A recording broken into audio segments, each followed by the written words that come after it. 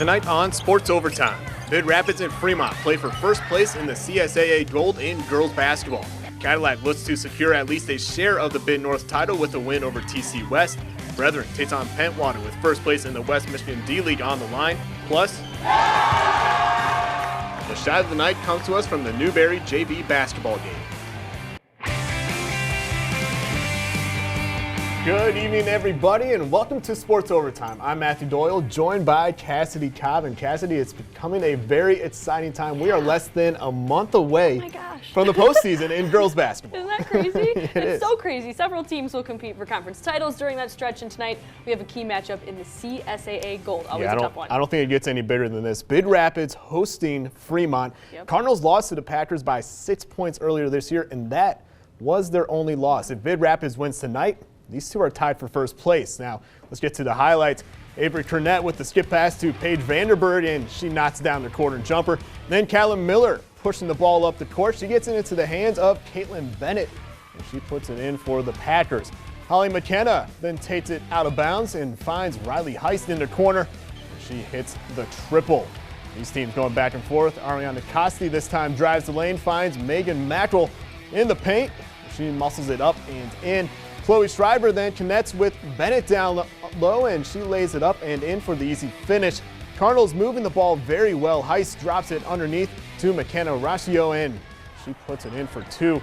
And then on the other end, Schreiber is wide open. She sinks the long jump shot, but it is Bid Rapids winning 40-35. They're now tied with Fremont in first place. Boyne City looking to move into a tie for second place in the Lake Michigan if they can beat St. Francis tonight. But the Gladiators brought their defense to Boyne City. Late in the first, the Glads are up 5 when Maddie Napont pulls up at the top of the key and hits the triple. Boyne was down 12-0 in the second quarter. Ramblers' Jordan Noble finds Allie Herrick for the easy two. Ramblers get on the scoreboard. Gladiators stay out in front. Kara Frankie pulls up and drops the elbow jumper for two. St. Francis up 10 at halftime. Early in the second half, Glads keep building on their lead. Cam Schaub with the quick trigger right there for two. St. Francis defense stifling the Ramblers tonight. Check out this play. Gwyneth Bramer steals the pass, and she races coast to coast for the layup. Glads are up 16. St. Francis holds Boyne City to just 20 points tonight as they win by 17. The undefeated Cadillac girls squad has obviously been tearing it up this year, and with a win tonight, they can clinch at least a share of the Big North title. We started off in the first with some nice passing by the Vikings. Olivia Meyer finds freshman Jocelyn Seeley inside for the nifty layup. Cadillac leads early 10-5. Then they extend the lead with defense. Molly Anderson intercepts the pass and takes it all the way for the deuce to make it 12-5 Vikings. And then it's Anderson again. You know, she's always the go-to. She had 12 points tonight. Nice ball handling. She powers down the lane and lays it in with the offhand. Like I said, all over the place today. But the Titans were not done. Erin Wagner finds Makeda Hissam in the corner, and she hits along two. TC West still hanging around by 6. But Cadillac was too much. Anderson finds Madeline Drabick in the corner. Nothing but net. The Vikings run away with this one 45-29. Ryan Cole will have more from the Vikings tonight on MySportsNow.com. Now we head to the boys with plenty more big conference matchups. That's next on Sports Overtime.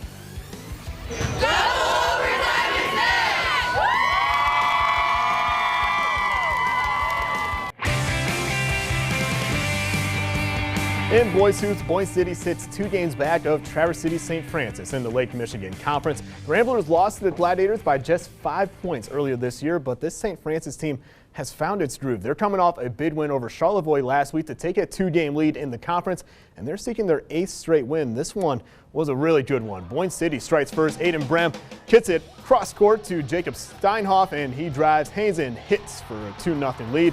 Gladiators respond on their end of the floor. Patrick Mackey driving baseline and finishing with the finger roll. Later in the first, Brem steps up and launches from the wing for 3, and that one is good. The Ramblers take the 3-point lead. Mackey keeping St. Francis in it. He drives to the hoop for 2, scores the Glad's first 6 points of the game. St. Francis goes up 1 late in the first. Off the miss, Steinhoff flies in and tips in the rebound. What a play. Ramblers down 1 after 1. Glads finding their range. Brendan Chernard hits the top of the key 3-ball. Moments later, Wyatt Nacedes uses the screen to get open for 3 more, and St. Francis wins a close one, 49-47. Fremont has continued to remain atop the CSAA Gold, but went on the road for a bit of a challenge tonight against the Cardinals. Packers defeated Big Rapids by 14 earlier this season. So let's get it started. Carter Moon spinning and flipping it up and in, gets the friendly roll. And it's Christian Kennedy on the fast break, throws it off the backboard to Brady McDonald, and he finishes it off. Marcus Lee fakes the shot, gets it down to below to LJ Graves. He takes one dribble, powers it up and in. Then it's DJ Green Bay. Kicks it out to Camden Clark. Watch this. Pulls up from three, and it's nothing but net. Down at the other end now. Moon drives baseline and slips it to McDonald under the basket as he bodies it up and in for the Packers. Moon pulls up beyond the arc. Just misses. Jackson Miller swats it to Tristan Campbell. He puts it up. It's good with the foul. The Cardinals back on offense now. Lee creates some space for himself, steps back and drains that triple. Big Rapids a huge win tonight, 60-50 over Fremont. The Big North continues to be a battle in the boys, with Petoskey in first. They welcomed Alpena to town tonight for another conference matchup. The Wildcats get on the board early. Senior Jordan Schultz tips it in from underneath the basket. And then on the other end, it's Nathaniel Eberly Rodriguez finds a lane and uses the glass for 2 points. And then after a defensive stop, Joseph J.J. Marshall brings the ball up the floor, meets a little resistance, and makes it look easy with the pull-up jumper, extending the Petoskey lead. Alpena senior Kelly Stark helps close the gap, spinning and floating the ball over the defender and through the hoop. A quick strike follows the three ball, courtesy of Marshall, who definitely appears pretty pleased with that dagger from the corner. Anything you can do, Stark returns the favor with this three ball of his own, keeping the Wildcats within striking distance. Petoskey's Isaac Graham getting in on the action, dribbles outside the key, buries the jumper. Northman minute 69-57. A double dose of the D-League. Highlights from these matchups coming your way next on Sports Overtime. Go Overtime is next! Go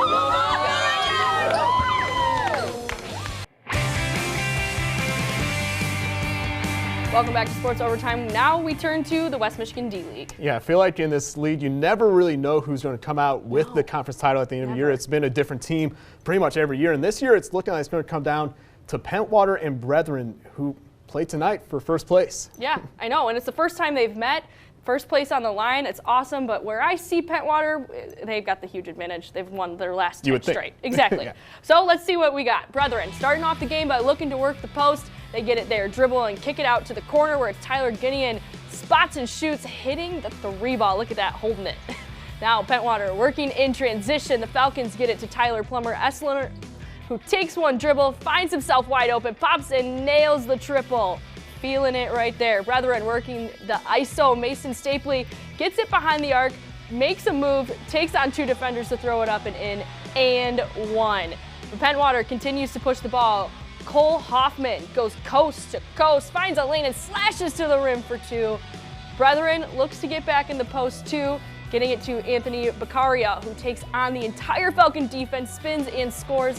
The Bobcats hold on to win 52-51.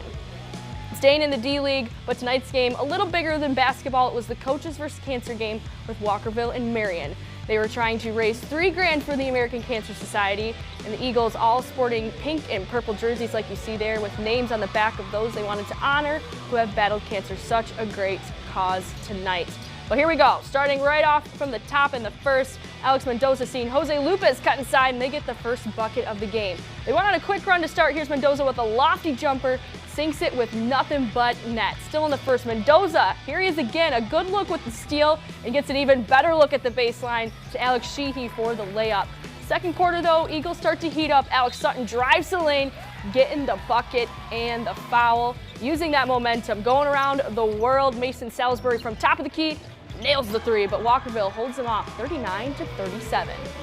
Let's move to the Straits area where Rudyard looks to stay perfect in conference play. They take on Newberry tonight. The Bulldogs won this matchup by 16 earlier this year. Bulldogs get on the scoreboard first. E.J. Suggett to Hayden Mills in the corner. And you can put that three on the scoreboard. Next time down, Suggett, he powers his way through the lane this time for the layup and the foul. He was assisting tonight, finding Austin Werner right here. He drops it in. Rudyard up a quick 8 points. Indians get on the scoreboard. Logan Depew to Luke Jordan at the top of the key. Get used to his name from downtown. And then in the corner this time, it's nothing but net. Next time down, it's a different location. same result. Jordan looked like Michael Jordan tonight in that first quarter. Another three. Newberry only down 2. Blake Frisball drops in the mid-range. Jay Rudyard up 4. Jordan was unstoppable in that first quarter. 6 3-pointers, all 18 points for Newberry as they led after 1, but Rudyard controls it the rest of the way, 63-41. And check out this awesome moment in the JV game. Bulldogs down by 37 with time running out. Newberry sophomore Connor Slack, who has autism, misses his first shot, but that second shot drills it. The crowd goes crazy. Teammates all erupting the entire gym. A great shot by Connor and great sportsmanship by both teams. Rogers City looking to bounce back from their loss against Oscoda earlier this year. The Owls looking to remain unbeaten. The Hurons 8-2 since their first meeting with Oscoda. Early in the first, Owls' Gabe Kellstrom draws the Hurons defense, dishes to Gavin Luke for the bucket. Hurons answer on their end with the lawn ball. Cameron Strike left open on the wing. He cans the trifecta. Owls pick up the intensity. Braden Malik in transition, pulling up and sinking the free throw line. Jay.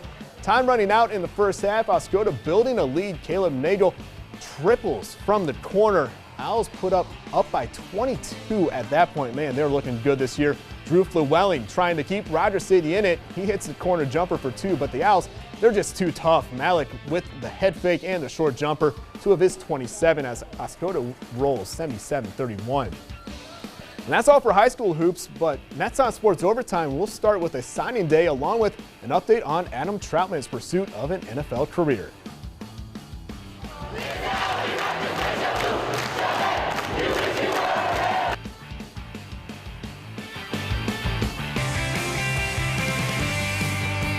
Welcome back one more time to Sports Overtime. Wednesday was National Signing Day with multiple student athletes around Northern Michigan signing their national letters of intent to play college athletics. So awesome. Yeah, but Sault Ste. Marie's Nick DeAutremont had a different idea. He signed his letter of intent this morning. Oh. He is going to Michigan Tech to continue his football career and education as a preferred walk-on. Now, DeAutremont was a 4-year starter for the Blue Devils, playing on both the offensive and defensive lines. He expects to play center at Michigan Tech, and the senior knew right away that is where he wanted to go.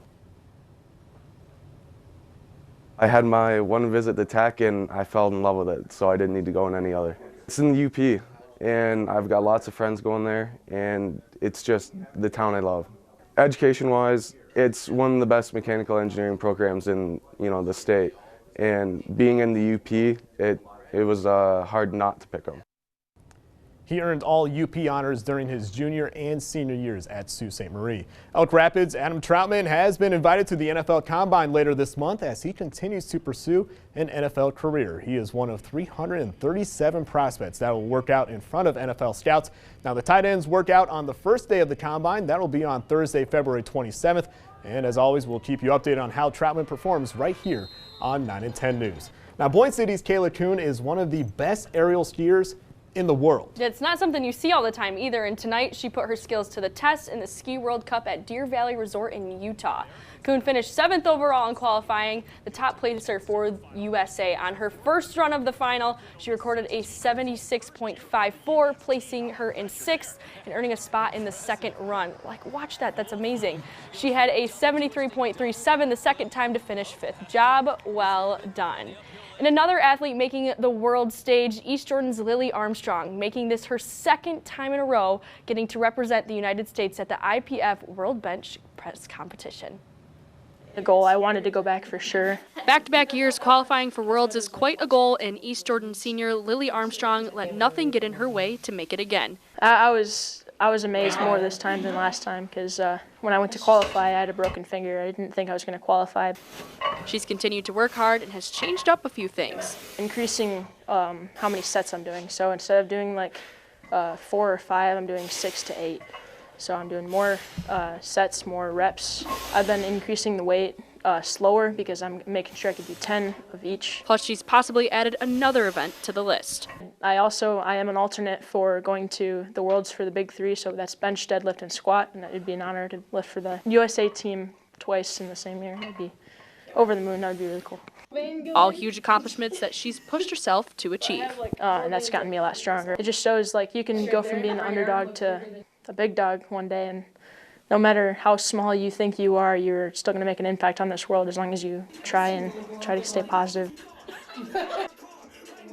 Message there. Armstrong will compete in the world competition in May. In men's hoops, CMU has only lost 2 games in conference play this year. Fire up, Chips. And one of them came against the team they're playing tonight, Buffalo. Yeah, Buffalo, always a tough team to play in the MAC, and the Bulls beat them by 19 points in Mount Pleasant last month. And CMU trailed by 16 at halftime. Yikes. David Doyle needed just 1 3-pointer to break the CMU 3-point record, and it comes in the second half right there, putting the Chippewas down by 15. But here they come. Later in the half, they're going off. DeLeo hits another 3-pointer from way downtown right there. That was part of a 15-2 run to take the lead. He broke the MAC record for 3-pointers in a career tonight, but CMU comes up short, 65-60. In the pros, Pistons at Oklahoma City tonight. They trailed by 10 throughout the fourth, but starting to build a comeback. Reggie Jackson drives and gets the layup. That's part of a 5-point game, trying to pull it within a 1-possession game. Tony Snell throws up a 3. But it's no good. Pistons lose 108-101. Now on the ice, Red Wings coming off a win in the shootout. They're on the road against the Blue Jackets. No score in the second period. Columbus changes that. Zach Werenski fires it in to make it a 1-0 game. Detroit trying to tie it up late in the third with an empty net, but this is not good. Boone Jenner has open space and easily scores. Wings lose 2-0.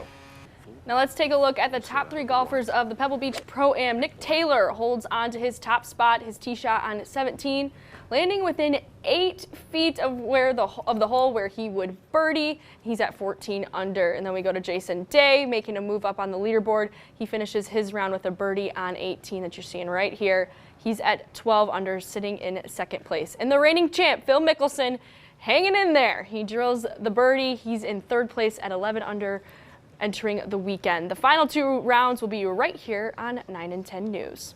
All right, we'll see if Lefty can go up on the leaderboard on the final 2 rounds. You can rewatch all the highlights from tonight's show right now on our website, mysportsnow.com. Gotta love this girls basketball matchup we've got tomorrow afternoon. This is huge with Kingsley hosting St. Ignace, and we'll have those highlights for you. 2 of the powerhouses here in Northern Michigan. And plus, Michigan State and Michigan, they play in men's hoops. We'll see that on Local 32 at noon.